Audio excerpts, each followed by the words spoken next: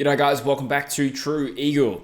On the True Footy YouTube channel, one thing I've been doing lately is revisiting the predictions I made at the start of the footy season and reacting to them and assessing how well I did. And I thought it'd be a fun idea to do that for this channel as well, because earlier in the year, like one of the first videos I reckon I did on this channel was actually doing some predictions for specifically West Coast and how this season would go. So in that video, I made 10 individual predictions about this season based around individual players for the most part. So I discovered this video last night that I'd forgotten I even made. And in today's video, I'm going to run a clip for each prediction that I made at the start of the year and react to see how on the money I was. There's some good calls, some bad calls, as there always is with these sort of predictions. I was on a bit of a deep dive last night reflecting on season 2024 and going to various match reviews that I did. And it's interesting just to see the contrast in emotions I felt throughout the entire season.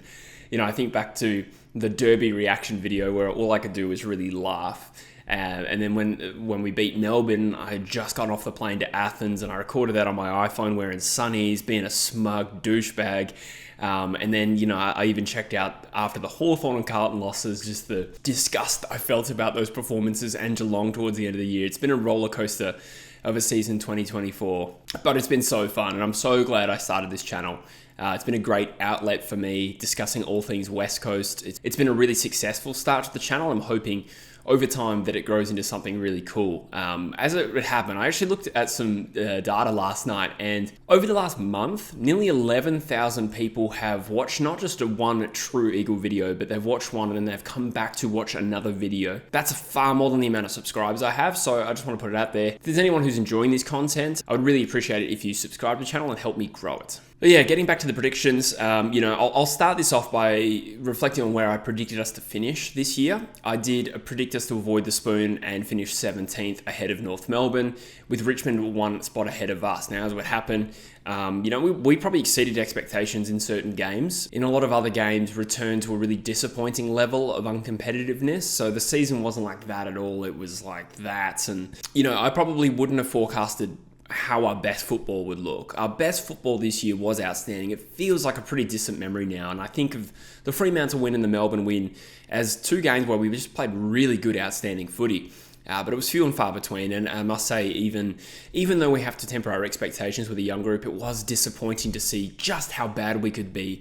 At the same time, I was kind of hoping for a little bit more of a leveled out performance this year, but nonetheless, we actually exceeded my expectations. I've done a whole season review, so I won't go through it all again, but I'd still say I was a little bit disappointed with, you know, the long periods of malaise this season, even if we technically exceeded my expectations. But I did think we'd avoid the spoon with a healthier injury run. So thankfully that happened. And it's always nice to avoid the wooden spoon. So from this point, I am going to run each of the 10 predictions I made at the start of the year and react to them. All right, let's kick it off. My first prediction. I think that Brady Hoff will be in the 22 under 22 team at the end of the year. So every year the AFL announces a 22 under 22, the best players under 22. It's like a little mini All-Australian. My prediction here is that Brady Hoff will make the team on a half-back flank this year. We've seen 30 games from Brady Hoff, and in particular, games 25 to about 30. That last 5 to 6 weeks of the season last year is where he really took his game to the next level. Performed a great shutdown role on Charlie Cameron at the Gabba. I think he kept him goalless, and then I particularly remember just games towards the end of the year where suddenly every time he got the ball, I felt very confident. So he continues that trajectory. He's going to be a very good player, should pass 50 games, touch wood this season, and I think it will result in him getting in the 22 under 22. Okay, so the first prediction is Brady Hoff to make the 22 under 22. Technically it's wrong, but he was also robbed. I still think he should have made that team, honestly.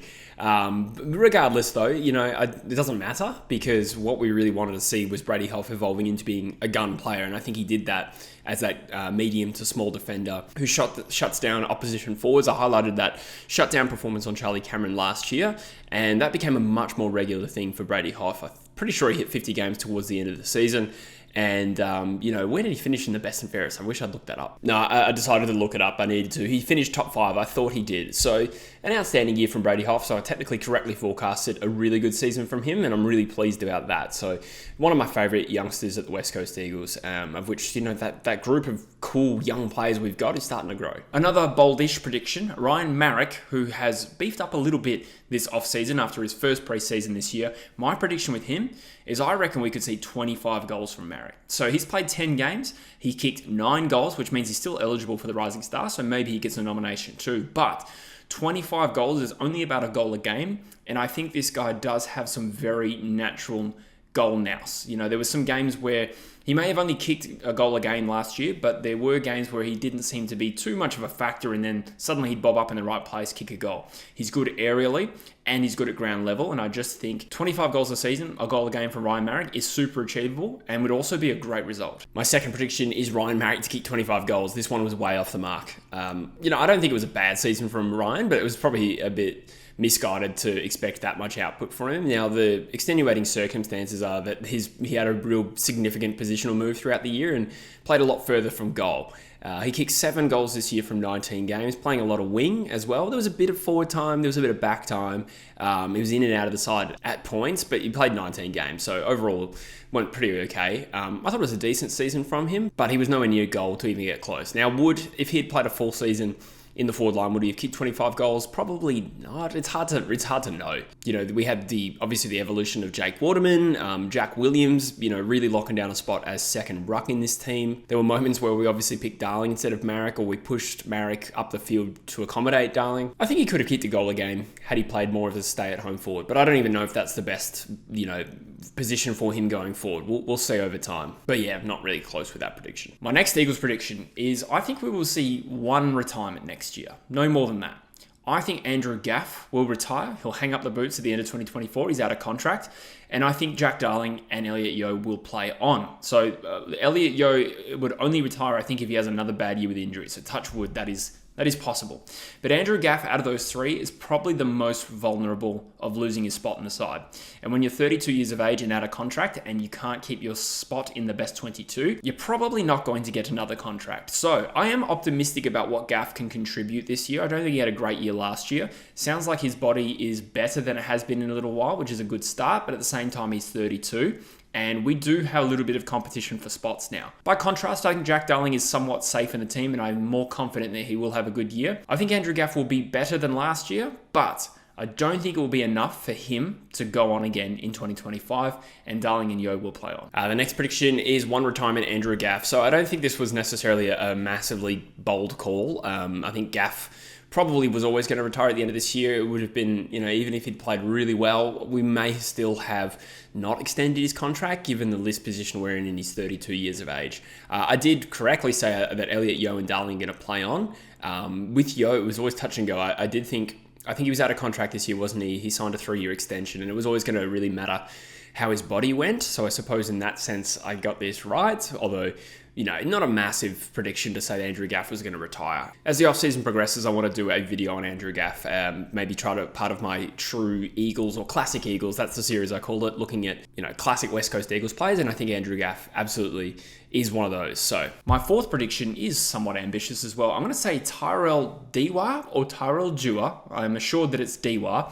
I believe that he will make his debut at some point in this season. So last year he had a pretty good end to the Waffle season in a diabolical Waffle Eagles team. In the last 6 games he averaged about 15 touches, and as a medium forward who's quite raw and who was deployed in a bit more of a higher role last year. It sounded like he had a bit more of a spot on the wing. And against Subi, he had 20 touches and a goal. So to get 15 touches a game in his last 6 games, I think that's pretty damn good, because I think he started the season not quite ready for Waffle level, let alone AFL level. We saw some good signs in the intra-club, did a couple of good things. I reckon by the end of the season, we will have at least seen Tyrell Dewar or Dewar debut. Oh, this is a good one actually. Tyrell Dewar to debut. Now, on the one hand, we did debut a lot of players this year, so maybe it wasn't an outrageously bold call. But I do think my sense on Tyrell Dewar was pretty good at the start of this year. He ended up playing 7 games, kicked 5 goals, kicked a couple against Gold Coast. He actually played pretty well in the final game of the year against the Cats too. 14 disposals, 5 marks and a goal. So, it kind of was a bit of a bold call given that he was just a Cat B rookie who had,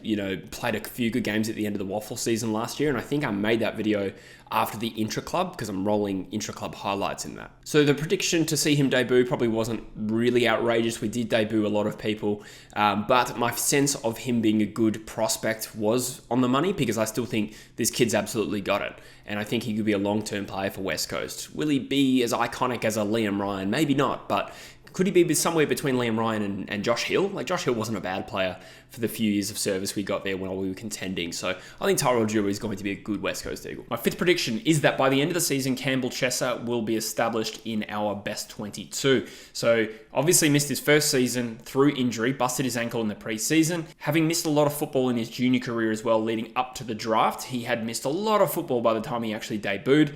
The team itself had become a little bit of a shambles with injury around that time, and it did take Chesser a little bit to acclimatise to AFL level. From memory, he does his MCL in the Western Derby, where everything went wrong, came back and looked a lot more of a composed, assured player, and I still think has work to do, and I still think likely starts outside of the team by round 1, barring some excellent form in the preseason. But I will say that if we can keep our Waffle Eagles together somewhat, like we don't have too many injuries and the team is competitive, I think that could foster a good environment for Chesser to build some confidence at Waffle level, and I believe that by the end of the year he will have forced himself into the 22. Okay, Campbell Chesser to be established in the best 22. I would say this is not the case. He certainly isn't established in it. He did play plenty of footy, but he didn't have a lot of job security, particularly towards the back end of the year. Got dropped, came back in for the last game or two, I think, Campbell, and still needs to do work to get back into the team. I talked about the Waffle team and its strength. It still wasn't good. They avoided the spoon. It is worth noting that it's still a lot better than the previous year, but we were decimated by injury. So, yeah, I, like many people, hope we get a little bit more concession in the Waffle to be able to recruit more mature players, because even when we have a whole stack of AFL listed players in that team, they're all kids still. Anyway, I'm digressing. On Campbell, look, I think, he looked still more composed with the footy than he did, when he started in 2023, that first half of the season. He looked a little bit rushed, and then towards the back end of the year, his composure was good. The only thing that never really came with Campbell is the ability to find the ball more consistently. He started the team in round 1. He ended the year in the side, but I wouldn't say he's established in the best 22. And honestly, if I was doing an ideal best 22, well, I think I did that already, didn't I, a couple of weeks back?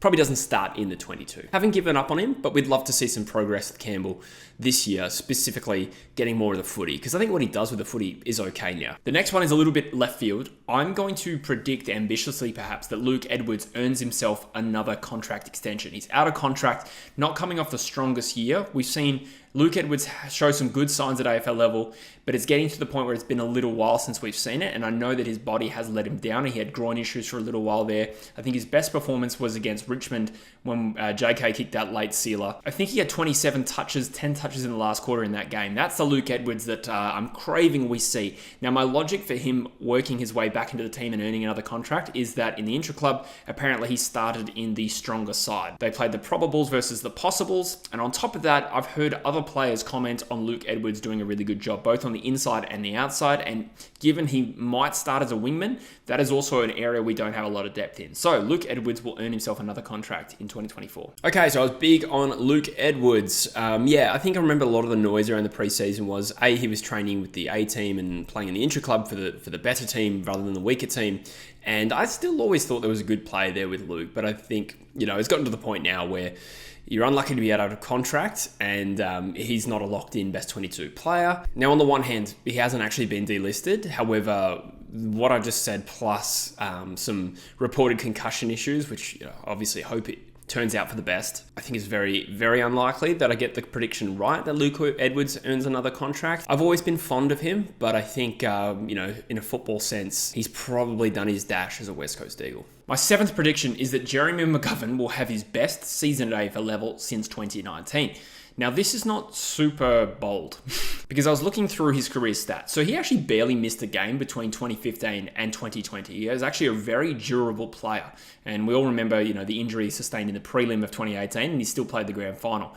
He hasn't played more than 15 games since 2020. And in the last 2 years, he's only played 19 games. But the injuries he's had seems pretty damn unlucky. Well, the first one, I think in 2022, someone kneed him in the ribs. And the second one was a torn high hamstring. So I suppose that one's less unlucky. But I do still think that since he's slimmed down, the football he's played for us has actually been pretty good. So I'm going to back him in to, I suppose the threshold is play at least 15 games, but I reckon we could see a year where Jeremy McGovern gets close to the All-Australian squad. I still think there's a good player in there. I think he's in good shape.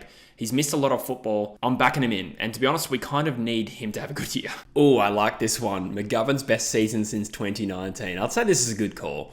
Like I said in the video, though, the bar was fairly low for McGovern to have his best year since 2019 because he missed so much football since then.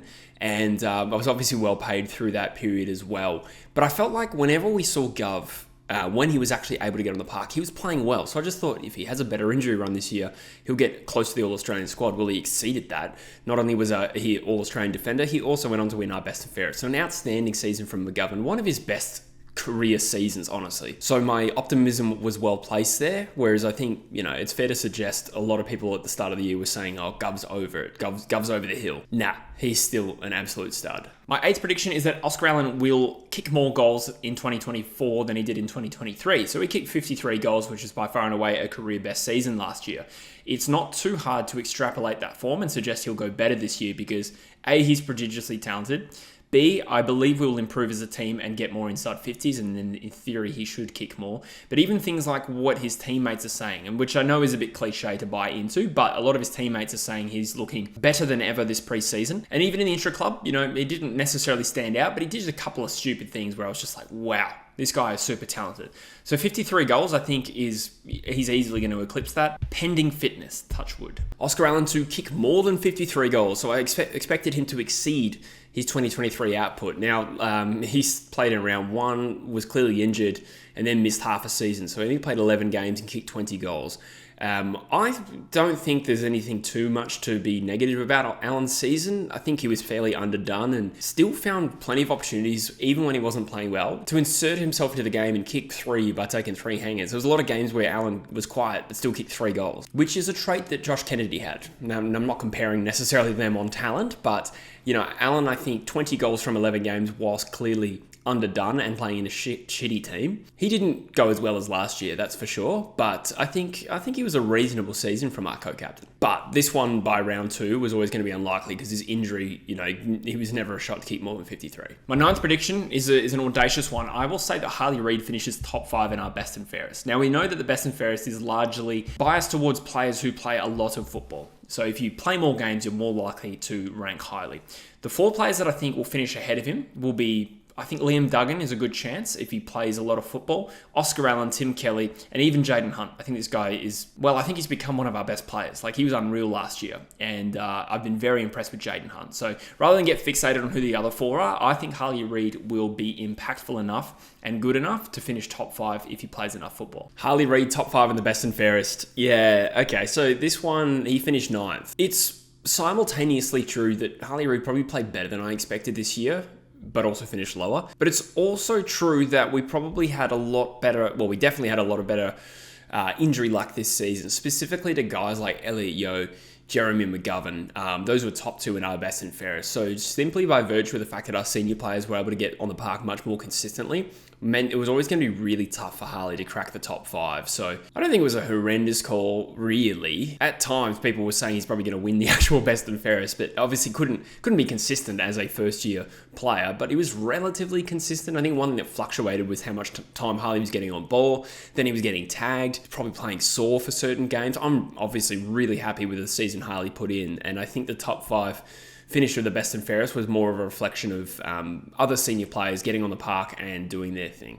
And the final prediction, I think we will avoid the wooden spoon. I don't know if that is going to be considered ambitious by some, or if others will just think that's lowballing it. I just feel very confident. And my reason being is when you think that North Melbourne are probably our biggest competitor for the wooden spoon, if you want to call it that. I think if we can keep our best 22 together, we are still a lot more experienced and a lot more physically mature than North Melbourne. And so one way or another, it might not even be North Melbourne that wins the spoon, but I just don't think we will win it, pending, some sort of injury crisis. Again, touch wood, I'm sick of saying that. Oh yeah, and finally, I predicted us to avoid the spoon.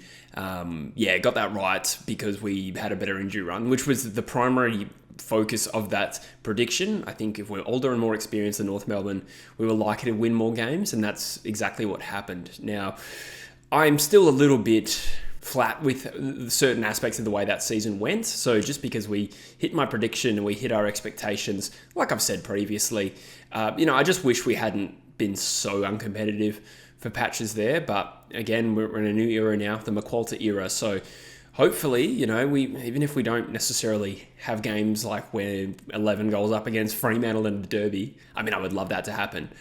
Even if we don't hit that top level next year, I'd probably want to see us not produce results like Carlton. I think Carlton might be the worst result of the year, to be honest. Anyway, guys, those are my predictions. Once again, it's been an absolute pleasure on this channel this year, and I'm not going anywhere. We're still in the middle of the trade period, or the trade period should start today by the time you're watching this. So I'm not going anywhere. This is where we make our money back, as I've said previously. Trade and draft will hopefully help us get into a position where we can be a lot more competitive next year. But let me know in the comments what you thought. Did you have any predictions that you either got right or horribly wrong this season? I'm keen to hear from you. So for now, I'll thank you for watching, and I'll see you in the next one. Cheers.